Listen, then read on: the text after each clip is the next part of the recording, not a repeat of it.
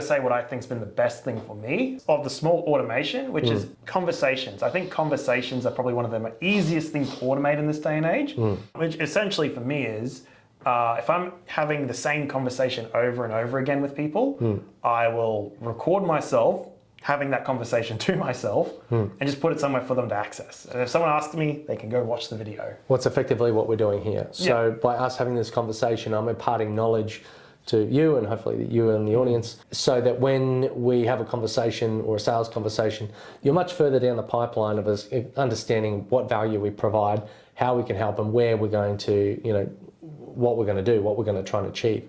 So shortcutting conversations can happen not only in your everyday customer, but like in the marketing side, the sales side, employee side. I remember I had a business where, there was an issue that would happen at like 5 a.m.